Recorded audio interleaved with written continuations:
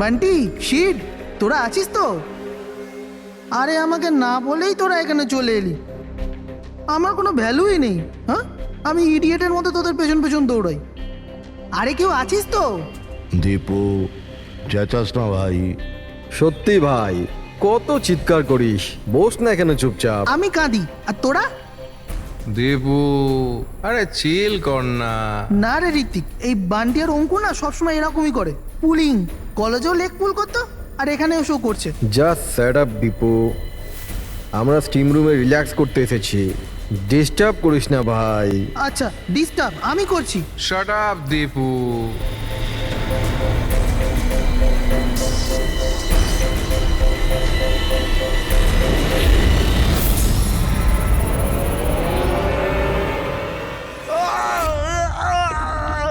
কি হলো রে দীপু, কি হয়েছে? আরে আমি কিছু করিনি। তাহলে এই চিৎকারটা কিসে? আরে কেউ দরজাটা খোলো, স্টিম কম হলে তবে তো দেখতে পাবো।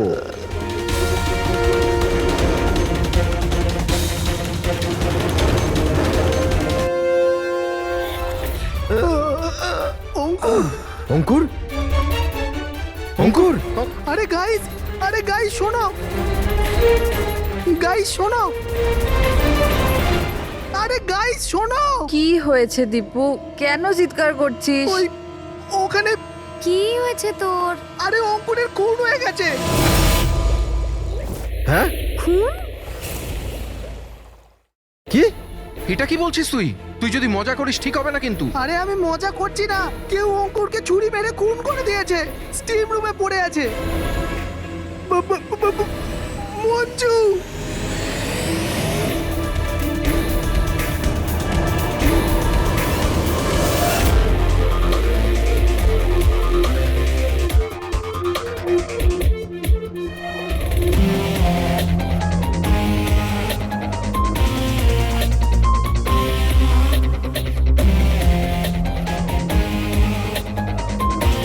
আসুন স্যার।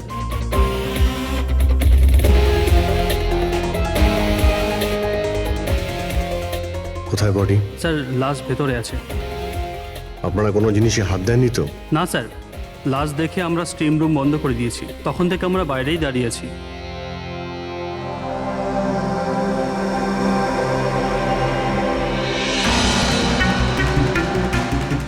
অভিজিৎ, এই দেখো, এই এই গলাটার নার্ভ কেটে গেছে, এখান থেকে অনেক রক্ত বেরিয়েছে, সেই জন্য মারা গেছে। স্যার এরা বলছে যে ছুরি মারা হয়েছে, কিন্তু আঘাত তো দেখতে পাচ্ছি না।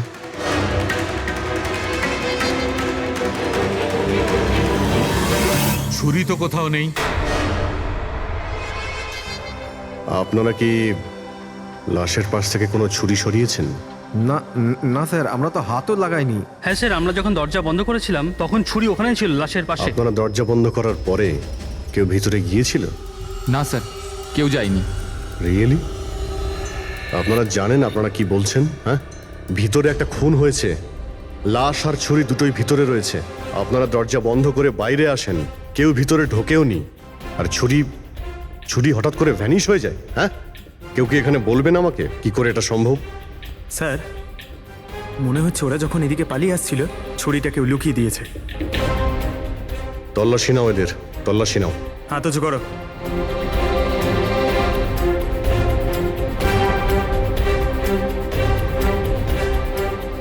স্যার, এদের কাছে তো কোনো ছুরি নেই, এবার এদের কাছে একবার। স্যার আমাদের অবস্থা তো দেখুন, কোথায় লুকাবো ছুরি? অদ্ভুত ব্যাপার, এদের কাছে যখন ছুরি নেই তাহলে গেল কোথায়?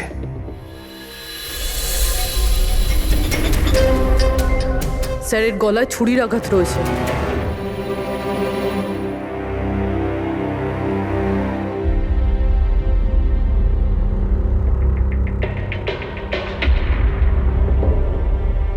এক মিনিট।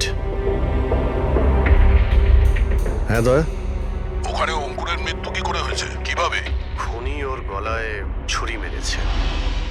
এখানে মঞ্জুর খুনও ঠিক ওইভাবেই হয়েছে। দয়া, যে ছুরি দিয়ে খুন করা হয়েছে সেই ছুরিটা আছে ওখানে? হ্যাঁ আছে। এই যে, কেন কি হয়েছে? ভাই, এখানে ছুরি পাওয়া যাচ্ছে না। কি? ছুরি উধাও হয়ে গেছে? আচ্ছা, একই রিসর্টে একই সাথে দুটো আলাদা আলাদা জায়গায় দুজন বন্ধুর খুন, তাও আবার ঠিক একইভাবে। ঠিক আছে, আমি তোমাকে পরে কল করছি। পুরবি, এই ছুরিটাকেও ফরেন্সিকে পাঠিয়ে দাও।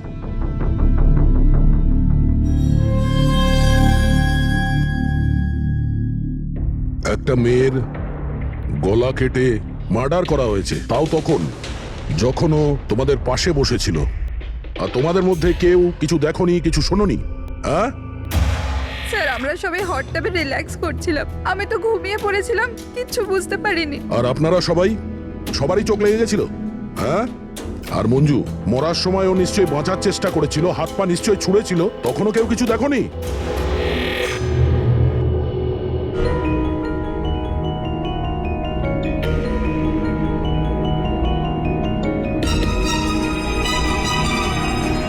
স্যার, হ্যাঁ, স্যার আপনি এখান থেকে ছুরিটা তুলেছেন?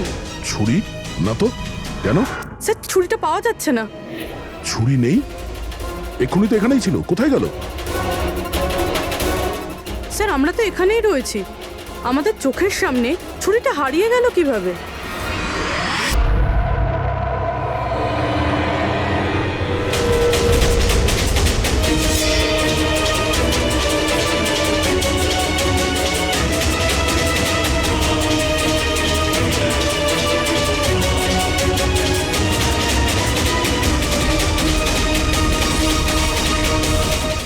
ঋত্বিক, এবার তোর পালা।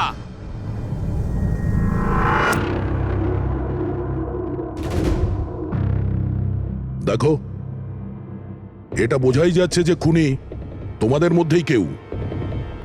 এখন সত্যি কথা বলে দাও, কি অঙ্কুর আর মঞ্জুকে কে প্রাণে মারতে চেয়েছিল? আপনাদের এটা মনে হচ্ছে যে আমরা ওদের মেরেছি? স্যার, ওরা তো আমাদের বন্ধু ছিল, আমরা ওদের কেন মারবো? এই কুম্ভীরাশ্রু আমাকে দেখিও না, বুঝেছো? যখন ওদের দুজনের খুন হয়েছিল তখন তোমরাই ছিলে ওদের পাশে, তোমরাই। এখন এই নাটক বন্ধ করো আর সত্যি কথা বলো, তোমাদের মধ্যে কে ওদের এত ঘৃণা করতো যে ওদেরকে খুন করতে হয়েছে? তোমরা সবাই কলেজে একসাথে পড়তে না?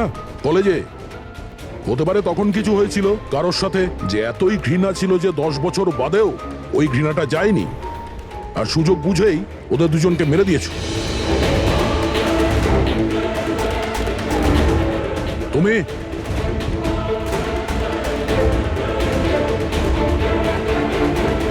না, তুমি ভালো এতেই হবে যে নিজেদের দোষ স্বীকার করে নাও, বুঝেছো?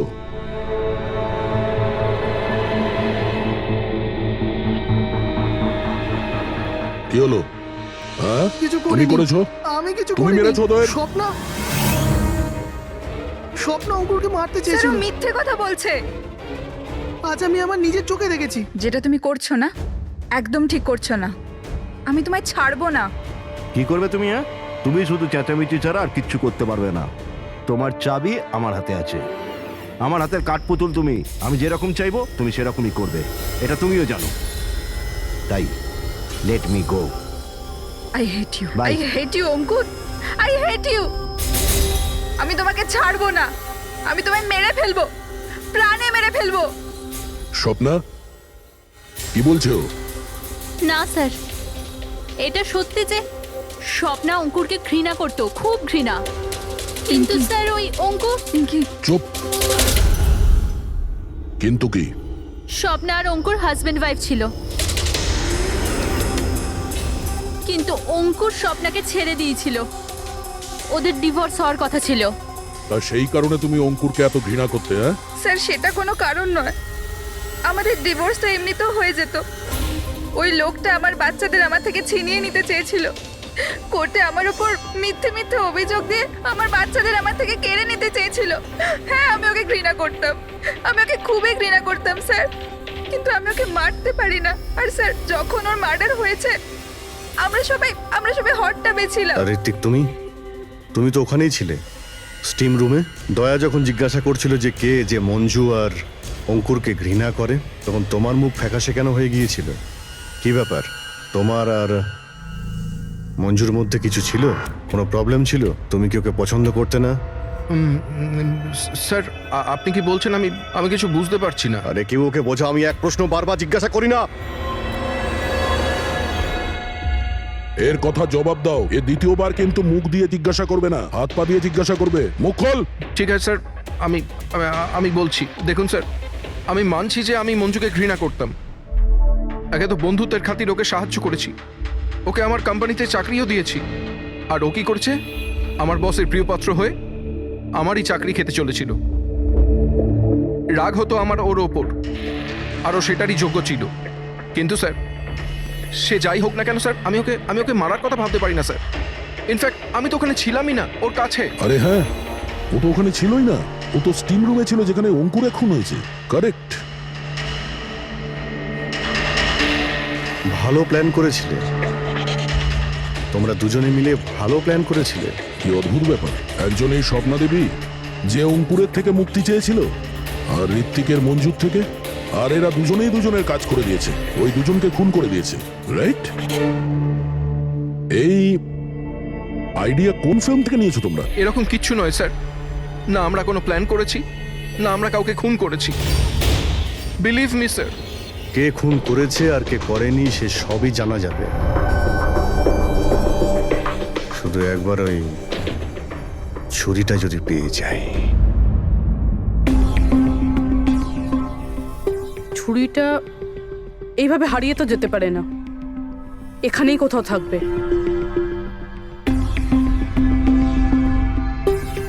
পুরবি, ছুরিটা পেলে? না স্যার, খুঁজছি আমি। ঠিক আছে, খোঁজো, আমরা আশেপাশে দেখছি।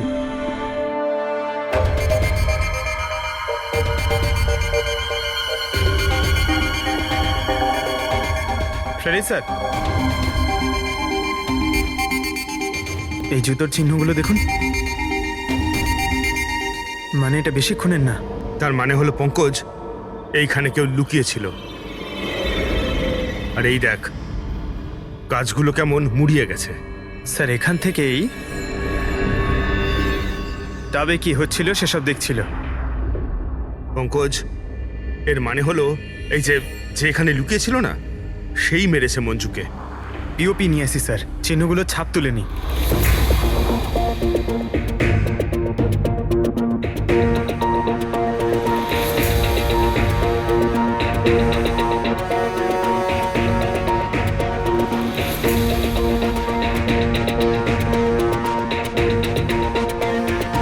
স্যার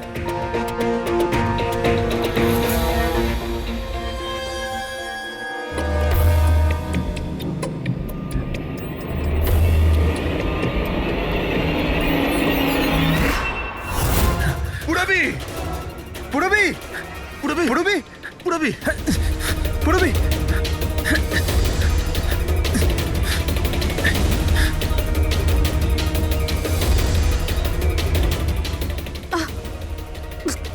পুরবি, পুরবি।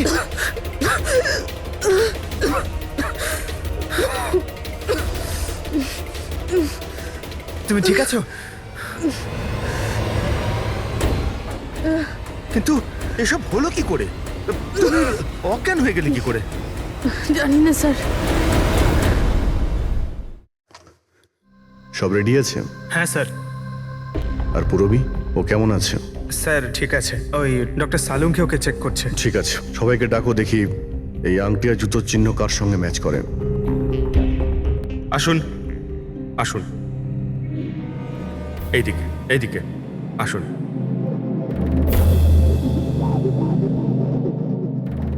দেখুন, আমরা খুনির সাথে যুক্ত কিছু প্রমাণ পেয়েছি, যেমন হলো এই জুতোর ছাপ। আর এক মিনিট, আপনাদের মধ্যে কেউ একজন এখানে আসেনি। কে আসেনি? ঋত্বিক। ঋত্বিককে দেখা যাচ্ছে না, কোথায় ও? স্যার ওর খিদে পেয়েছিল তো ও কিচেনের দিকে কিছু খেতে গেছে। খিদে পেয়েছে? দয়া, তুমি শুরু করো, আমি দেখে আসি ও কিচেনে কি খাচ্ছে। ঠিক আছে ফ্রেডি, এদের সবাইকে আংটি পরিয়ে চেক করো, আর পঙ্কজ জুতোর ছাপটা চেক করো। আপনি আসুন।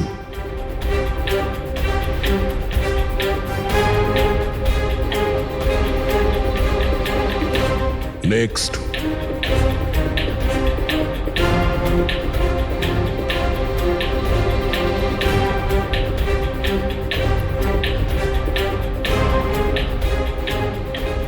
Sir match.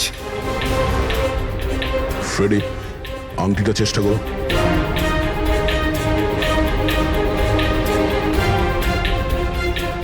Sir perfect match. Ankita, ওইখানে দাঁড়িয়ে যাও। Next. Next.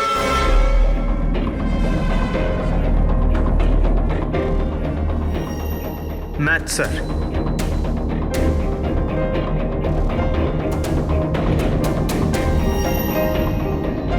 Next.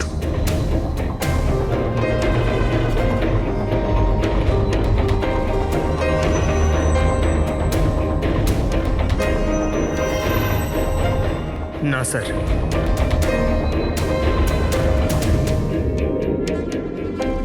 Match sir.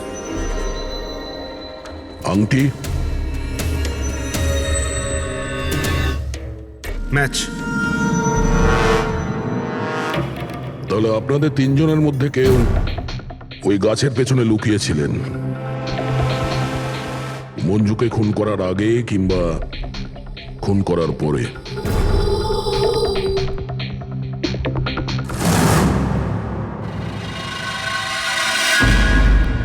আরে ঋত্বিককে দেখেছো? না, কিন্তু ওদিকে কেউ আছে। ঋত্বিক, ও নো। হ্যাঁ অভিজিৎ। আরে ভাই, ঋত্বিককে কেউ খুন করেছে।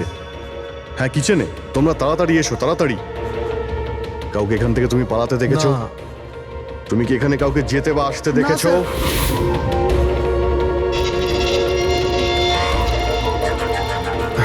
হ্যাঁ, এইদিকে, এদিকে আসুন। ও মাই গড! আরে ভাই, আমি এসে দেখি ছুরি ওর গলায় লেগে রয়েছে, আমার সামনেই ও পড়েছে। ভাই খারাপ লাগছে, যদি একটু আগে আসতে পারতাম তাহলে। আরে ধরা পড়বে ও। ভাই তিনটে খুন হয়ে গেল।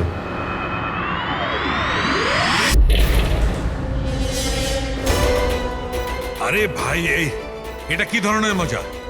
ক্রাইম সিনে তোমরা সিআইডি অফিসার হওয়া সত্ত্বেও গাফিলতি করছো। কি বলছেন কি আপনি? এটা মজা করার সময় নয়, এখানে খুন হয়েছে। হ্যাঁ আমি জানি এখানে খুন হয়েছে, আর আমি এখানে কি মজা করছি স্যার? তবে কে করছে মজা ভাই? কি হচ্ছে ডক্টর সালুকে? দয়া, যদি অভিজিৎ না করে থাকে তুমি করেছো। তোমার জানা উচিত, প্রমাণকে অবহেলা করা উচিত নয়। ডক্টর সালুকে রিল্যাক্স। আগে এটা বলুন যে কি ব্যাপার। আরে ভাই, ছুরিটা ছিল, যেটা দিয়ে খুন করা হয়েছে সেটা কোথায়? আরে ছুরি এখানে সিঙ্কের মধ্যেই রয়েছে। সিঙ্কে কোনো ছুরি নেই। তুমি কোথায় গেল ছুরি? হ্যাঁ, এক মিনিট স্যার, এক মিনিট। এবার আমি কিছু বুঝতে পারছি। এই ছুরিগুলো হঠাৎ করে উধাও হয়ে যাওয়া, এটা খুনির একটা দারুণ প্ল্যান। এখানে 3টে খুন হয়েছে, 3টে খুনেই প্রত্যেকবার ক্রাইম সিন থেকে ছুরি এইভাবে উধাও হয়ে গেছে। প্রথমে স্টিম রুমে, যেটা বাইরে থেকে বন্ধ ছিল, তারপর জাকুজিতে, আমাদের চোখের সামনে। এসব কি হচ্ছে কি এখানে? ছুরিতে তো আমি হাতই দিইনি। এটা কি হতে পারে? আমাদের চোখের সামনে এখানে ছুরি ছিল, কিন্তু এখন নেই। আরে ভাই, এখন তো মনে হচ্ছে সব ছলনা হচ্ছে। হতে পারে আমাদের মাথা খারাপ হয়ে গেছে, না হলে অথবা আমাদের মাথা খারাপ করার চেষ্টা করা হচ্ছে। ঋত্বিকও মারা গেছে। আর এবারেও মার্ডার ওয়েপন মানে ছুরি নিজে থেকেই উধাও হয়ে গেছে। মনে হচ্ছে যে কেউ আমাদের বোকা বানাতে চাইছে। সেই জন্য আপনাদের রুমের আমরা তল্লাশি নিই, আর আমরা এটা পাই।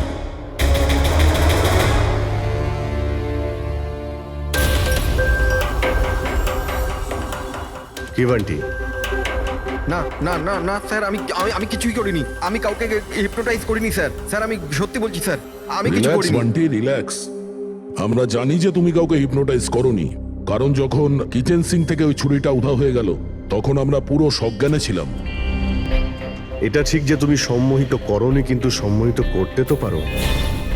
তবে ওই জুতো আর আংটি এই 3জনেরই ফিট হয়েছে। এখন আমাদের এটা জানতে হবে যে এইগুলো আসলে কার। বান্টি, তুমি সম্মোহন বিদ্যা জানো। আমরা চাই যে তুমি এই 3জনকে সম্মোহিত করে এটা জানো যে যখন মঞ্জু খুন হয়েছিল তখন গাছের পেছনে এই 3জনের মধ্যে কে ছিল।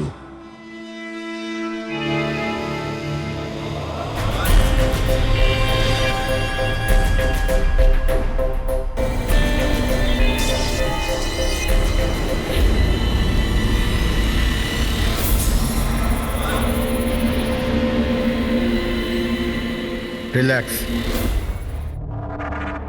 দীর্ঘশ্বাস নাও।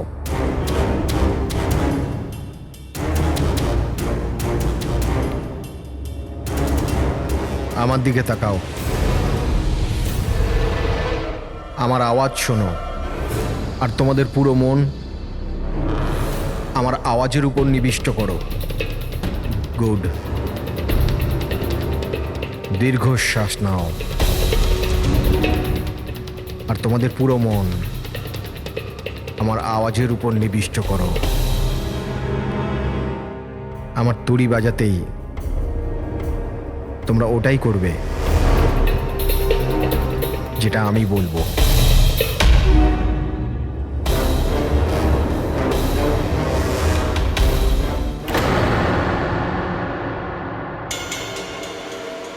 এই সফিনা আর অঙ্কিতা এরা দুজনে তো সম্মোহিত হয়ে গেছে, কিন্তু সম্মোহনের প্রভাব তো এই পিঙ্কির উপর পড়েনি।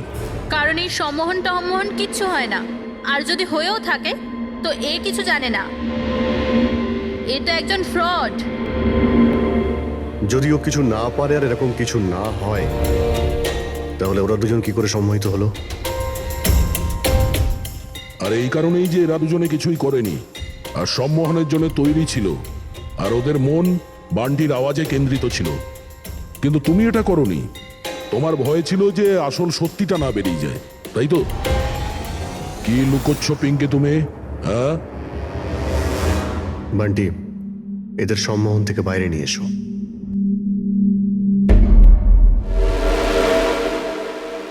আর পিঙ্কি, এবার তুমি সব সত্যিটা বলে ফেলো।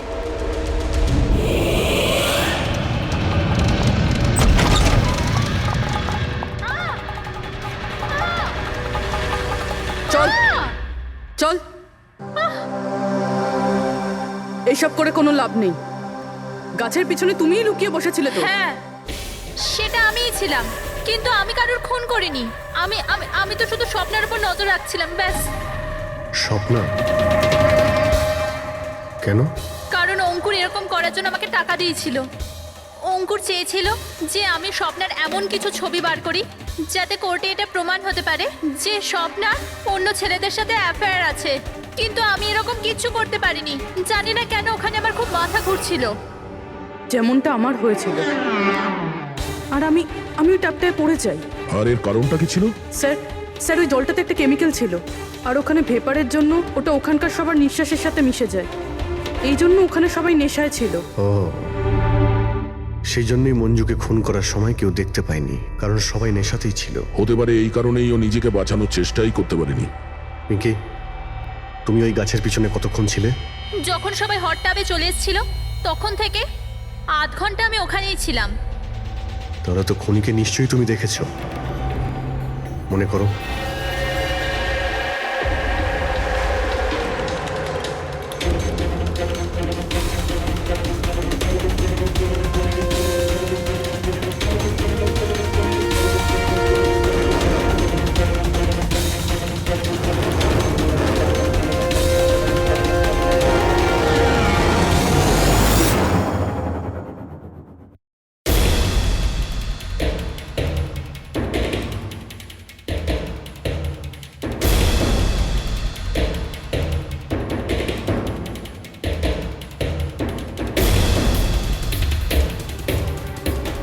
কালো জুতো, কালো প্যান্ট, হতে পারে রিসর্টেরই কোনো স্টাফ, কোনো ওয়েটার। আর আমরা খেয়ালই করিনি এরা ছাড়াও অন্য কেউ খুন করতে পারে। চলো, দেরি করে হলো, এই কেসের কিছু প্রমাণ তো পাওয়া গেল, কিন্তু এই মার্ডার ওয়েপন নিজে থেকেই উধাও হয়ে যাচ্ছে। এর রহস্যটা কি?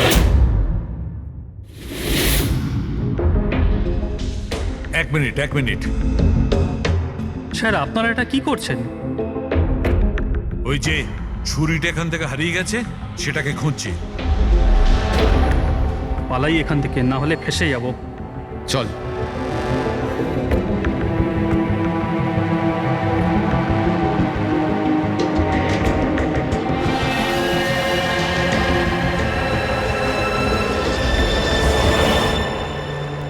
পিঙ্কির কথা অনুযায়ী খুনি এইখানে দাঁড়িয়ে ছিল।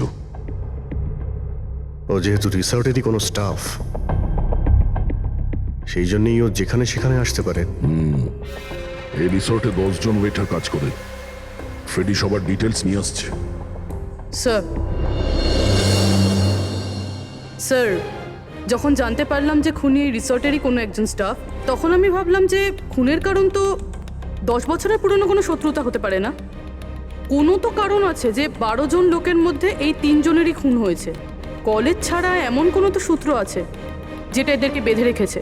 আচ্ছা, তাহলে পাওয়া গেল ওই কারণ? হ্যাঁ স্যার। স্যার আপনার মনে আছে ঋত্বিক এটা বলেছিল যে ওর কোম্পানিতে মঞ্জুকে চাকরি পাইয়ে দিয়েছিল? আগে তো বন্ধুত্বের খাতির ওকে সাহায্য করেছি, ওকে আমার কোম্পানিতে চাকরিও দিয়েছি। আর ও কি করছে? আর ও ওরই চাকরি খেতে চেয়েছিল। হ্যাঁ স্যার। আর যখন আমি অঙ্কুরের ঠিকুচি বার করলাম, তখন আমি জানতে পারলাম যে ও ঋত্বিক আর মঞ্জুর সাথেই কাজ করতো। আচ্ছা, হ্যাঁ স্যার। ফিনিক্স রাইজিং ফার্মাসিউটিক্যালস এই 3 জন মেডিসিনের ফিল্ডে একটা অনেক বড় রিসার্চ করছিল, আর আগামী 2 মাসের মধ্যেই ওরা এটার রেজাল্টও ঘোষণা করবে। আর এখন যখন এই 3 জনের খুন হয়ে গেল, তখন ওই কোম্পানির তো প্রচুর লস হয়ে গেল। হ্যাঁ, এতেও রাইভাল কোম্পানির লাভ হতে পারে। হ্যাঁ স্যার, এই 3 জনের মৃত্যুতে ওদের রাইভাল কোম্পানিরই লাভ আছে।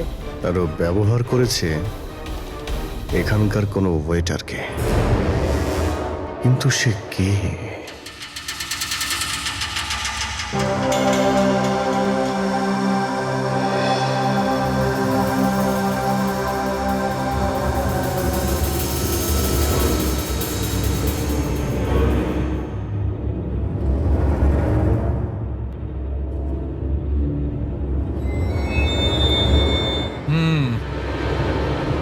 এই তিনটেতেই কিচ্ছু পাওয়া গেল না। স্যার স্যার, এটা স্টিম রুমের ড্রেনেজ থেকে কেটে নিয়ে এলাম, হয়তো এতে কিছু পেয়ে যাবেন। স্টিম রুম থেকে? হ্যাঁ স্যার।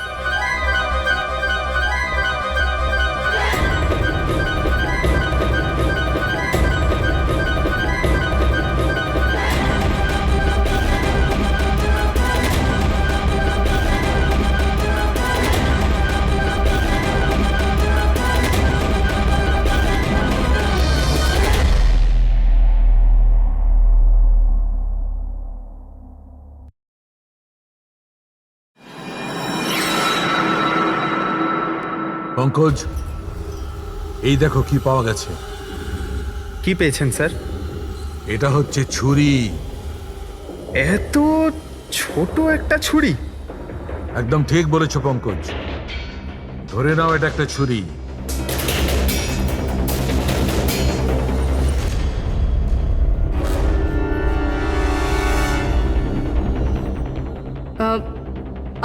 আপনারা প্লিজ বসে পড়ুন।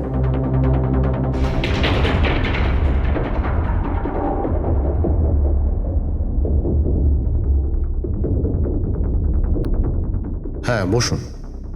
এবার আমরা আপনাদের কিছু কেরামতি দেখাতে চলেছি।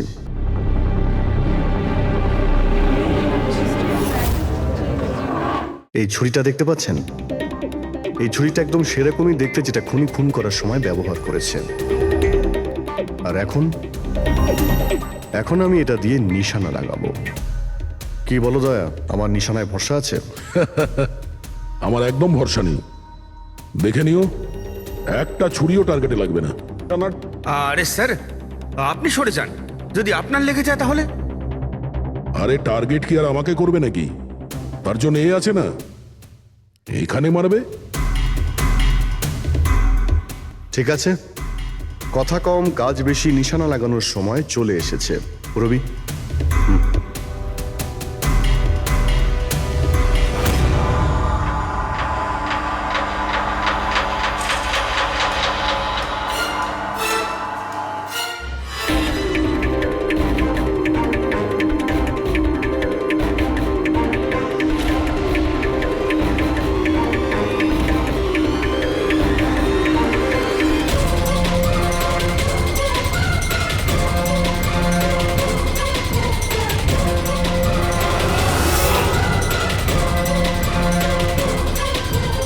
এবার আমার পালা।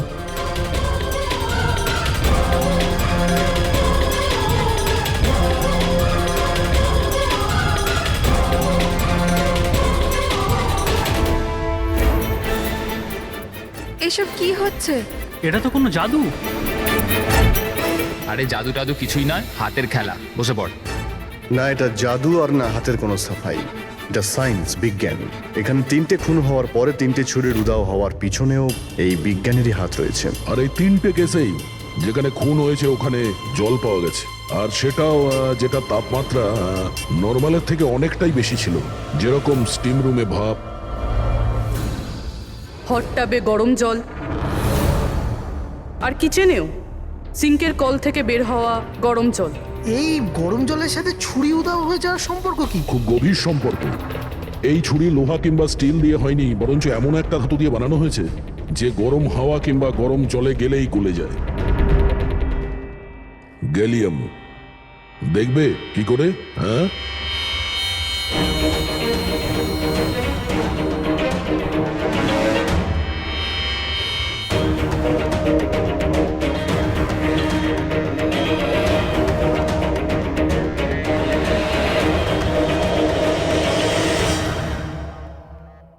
এবার বুঝতে পারলে ক্রাইম সিন থেকে কি করে ছুরি উধাও হয়ে যাচ্ছে?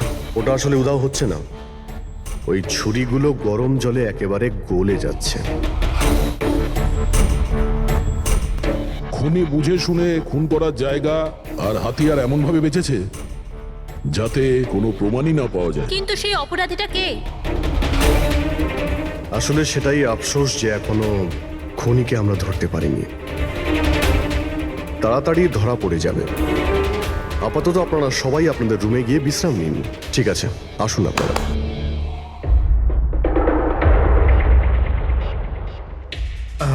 স্যার, এদেরকে যেতে কেন দিলেন? কারণ খুনির ব্যাপারে জানার জন্য আমাদের 15 মিনিট চাই। স্যার 15 মিনিটেই খুনিকে ধরা যাবে? 15 মিনিটের মধ্যে খুনিকে সে ব্যাপারে জানা যাবে। কিন্তু কিভাবে? দেখো ফ্রেডি, ডক্টর সালুকে যখন আমাদের এই গ্যালিয়ামের ব্যাপারে বললেন তখন আমরা বুঝলাম যে খুনি খুবই চালাক। এত সহজে ওকে ধরা যাবে না, আর তাও কোনো প্রমাণ আর কোনো সূত্র ছাড়া তো নয়। আর সেই কারণেই আমরা ডক্টর সালুকে এমন একটা কেমিক্যাল বানাতে বলেছি যেটা গ্যালিয়ামের সাথে মিশলেই ডাই হয়ে যায়। আর স্যার, এই চেয়ারগুলোতে আমরা সেই কেমিক্যালটাই স্প্রে করেছি যেটা এখন ওদের হাতে লেগে গেছে। আর যে ওই ধাতুটা ধরেছিল তার হাতে কেমিক্যালটা নীল রঙে বদলে যাবে। এবার আমরা খুনিকে হাতে নাতে ধরে ফেলবো। এই কেমিক্যালটা রিয়াকশন হতে 30 মিনিট লাগে। 20 মিনিট হয়ে গেছে, আর 10 মিনিটের মধ্যে আমরা খুনিকে ধরে ফেলবো।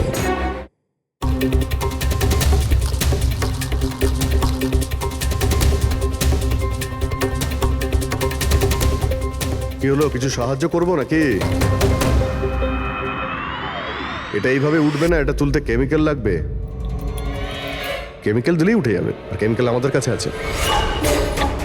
আমার পিছু নেবেন না, মেরে দেবো আমি।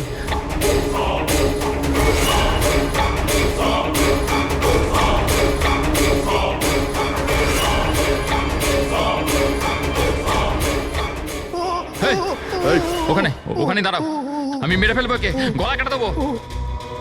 আর এই ছুরিটা না সত্যিকারের। আমি বলেছিলাম না তোমাদের সবাইকে রুমে থাকতে? আমার দ্বারা কন্ট্রোল হচ্ছিল না, তাই এসে গেছি। আমাকে ক্ষমা করে দিন। চুপ, চুপচাপ নিজেদের বন্দুকগুলো সুইমিং পুলে ফেলে দাও, নইলে আমি একে। না না, ঠিক আছে।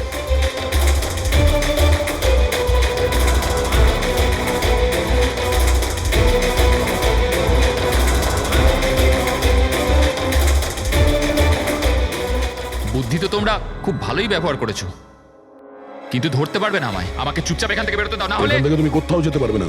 এই একদম বোকামি করো না, ছেড়ে দাও ওকে। আমি জানতাম যে তোমরা সত্যি জেনে যাবে আর আমাকে ধরে নেবে, সেই জন্য আমি সব ব্যবস্থা আগে থেকে করে রেখেছি। বাইরে পার্কিং লটে আমার একটা বাইক দাঁড়িয়ে আছে। আরে শোনো, তোমার প্ল্যানিং যে খুব ভালো সেটা আমরা জানি। কাছে আসবে না আমার। আচ্ছা, এদের তুমি কেন খুন করছো? হ্যাঁ, মেরে দেবো আমি একে। এদের খুন কেন করছো? আমার এদের সাথে কোনো শত্রুতা নেই, শত্রুতা ছিল এদের বসের সাথে। আমি ওই একই কোম্পানিতে কাজ করছিলাম যেখানে ওরা 3 জনও কাজ করতো, আর ওই যে প্রজেক্টের জন্য ওরা 3 জন ক্রেডিট পাচ্ছিল, ওটা আমার করা প্রজেক্ট ছিল। আমি অনেক কষ্ট করেছিলাম ওই প্রজেক্টের জন্য। ওই লোকটা আমার জীবনটা শেষ করে দিল, আমাকে চাকরি থেকে বের করে দিল। তখনই আমি এটা ভাবলাম যে আমি ওর জীবন শেষ করে দেবো। আর এই প্রজেক্ট রিপোর্ট অ্যানাউন্সের ঠিক আগেই আমি ওই 3 জনকে মেরে ফেললাম। কিন্তু এসব তুমি কি করে করলে? মানে আমি বলতে চাইছি, এতগুলো লোককে একসঙ্গে রিসর্টে ডাকলে, আর তাও। আমি তো জানতাম ওরা তিনজন কলেজের বন্ধু। তারপর আমি এই রিসর্টের মধ্যে চাকরি নিলাম, আর তারপর আমি পিঙ্কিকে একটা দারুণ অফার দিলাম, এইখানে এই রিসর্টে পার্টি করা। তার মানে তুমি এই রিসর্টে যখন কাজ করতে তখন তো তুমি যে কোনো জায়গাতেই যাতায়াত করতে পারতে, খুন করে বেঁচেও যাচ্ছিলে, আর কেউ কিছু জানতেও পারছিল না, তাই না?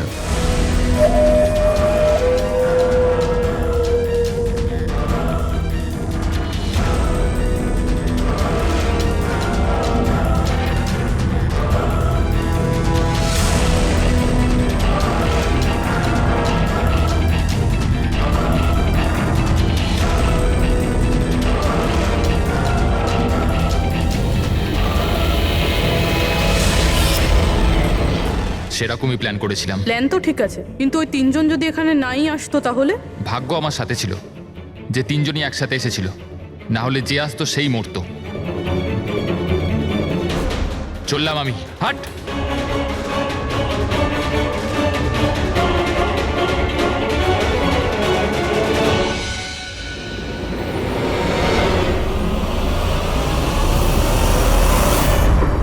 তোমার কপাল যে সবসময় ভালো হবে এই কথার কোনো ভিত্তি নেই। চলো এবার তোমাকে আমরা কিছু গল্প শোনাই। চল